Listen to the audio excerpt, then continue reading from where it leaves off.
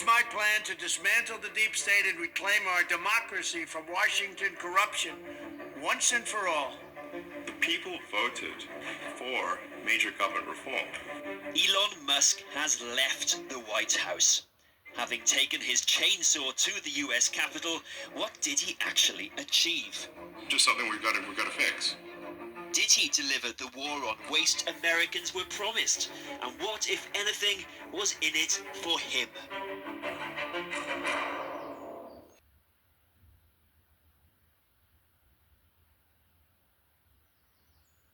World's richest man, and one of its most polarizing. Elon Musk was arguably Donald Trump's most recognizable and influential backer. Thank you. Caught in controversy from the very beginning of his time in the US Capitol. My heart goes out to you. The SpaceX and Tesla CEO has now confirmed he is leaving his White House role at the so-called Department of Government Efficiency.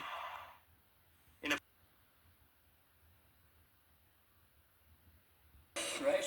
You tell me. Very charmed. I think you've had a charm life. I think what I'll do, if you don't mind, numbers have just come out which are rather extraordinary, and I thought I'd play a tape of one of the people who I've respected over the years, from Joe Kiernan and Rick Santelli. This just came out. Oh, we'll God. just play that for a second.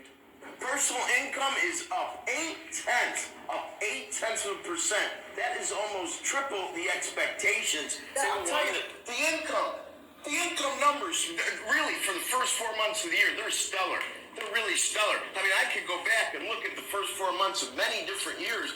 Really very strong numbers, and you're right. This administration is criticized for just about everything under the sun. I've never, ever in my lifetime had glimpses into the politics of an administration in the form of transparency like this one. Why don't we be, give credit where credit is due.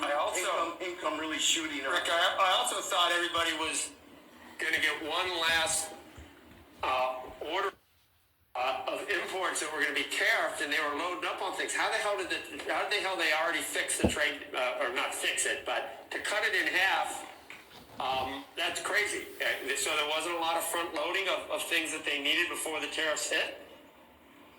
Yeah, I'll tell you what, it really does call into question some of the conventional wisdoms. And, it's going to be interesting to see what happens next month when we get this number, or we see some of the other numbers like current account, see how they fared. Because I don't know, I've been watching these numbers a long time. I don't think I've ever seen the trade deficit cut in half in 1 month.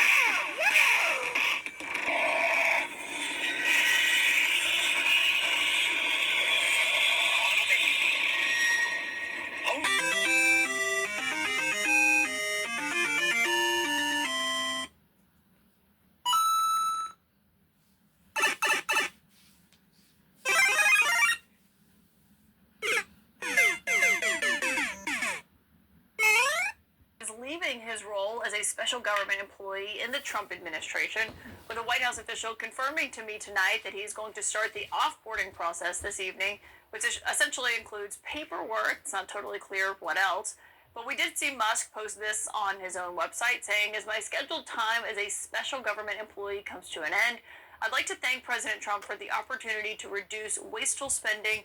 The DOGE mission will only strengthen over time as it becomes a way of life throughout government. This is all coming as Musk has recently tried to distance himself from the administration to a degree, including when he criticized the president's big, beautiful bill, something the president was asked about today and essentially shrugged off. Well, reactions, a lot of things. Number one, we have to get a lot of votes, so we can't be cutting. We need to get a lot of support, and we have a lot of support. We will be negotiating that bill, and I'm not happy about certain aspects of it, but I'm thrilled by other aspects of it. That's the way they go. It's very big. It's the big, beautiful bill, but the beautiful is because of all of the things we have. Here's what Elon Musk had to say about that bill, which the Congressional Budget Office has estimated would add more than $3 trillion to the federal deficit. I was disappointed to see the massive spending bill, frankly, which increases the budget deficit, not just decrease it, and undermines the work that the DOGE team is doing. I think a bill can be big or it can be beautiful, but I don't know if it can be both. My personal opinion. My source on all of this tonight is the veteran tech journalist, Kara Swisher. And Kara, it's great to have you here. What do you make of Elon Musk officially leaving his role that he is tonight? Well, it's a long goodbye, isn't it? I mean, he seems to be leaving and going out. He needs to work on his company. This was inevitable that he was not going to stay there very long. And it pushed along by the fact that his businesses are a bit in distress. And so he needs to pay attention and do his actual job. Do you think he's actually leaving? I think he's probably frustrated by the pace of government. And when he goes back to his companies, he says jump and they say how high. At the government, they don't do that. And I think he found a lot more difficulty in finding real cuts and everything else. And I think they're only sending $9 billion in DOGE cuts which is nothing. It's a drop in the bucket, which means pretty much his effort was a failure.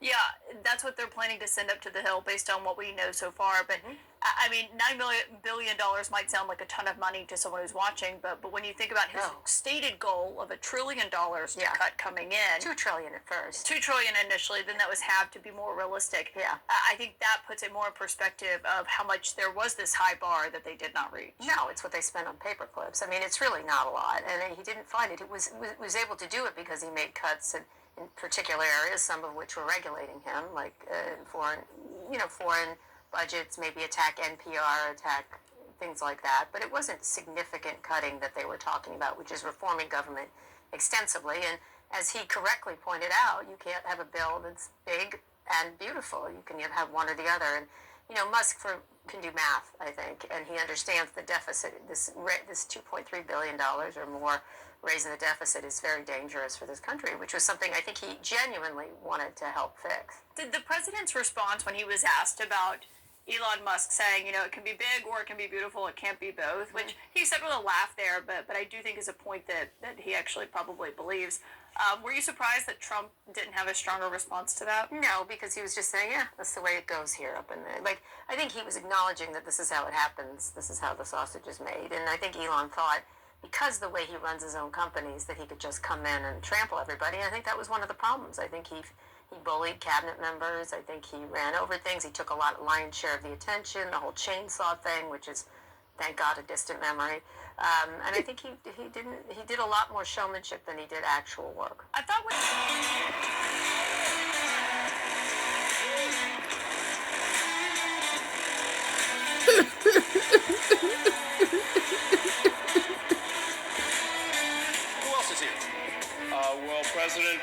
President Milei has a gift for me.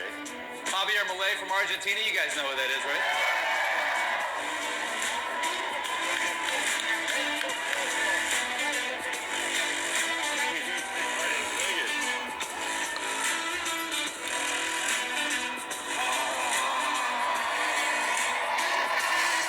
This is the chainsaw for bureaucracy.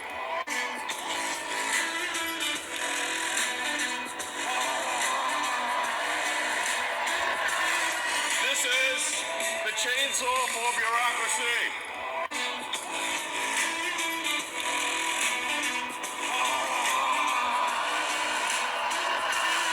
This is the chainsaw for bureaucracy.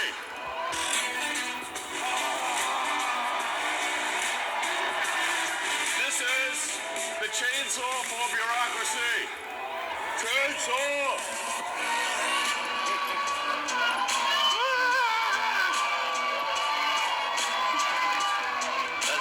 All this gold at Fort Knox, it's the public's gold. It's your gold. So, like, I think you have like a right to see it. You want to take a tour? You know, yeah. I think we should have do a tour. And the president last night was like, "That's all." I think he's in favor of it. That'd be cool. And then it should be like a live tour. Like you can see what's going on. Open the door. Like what's behind it.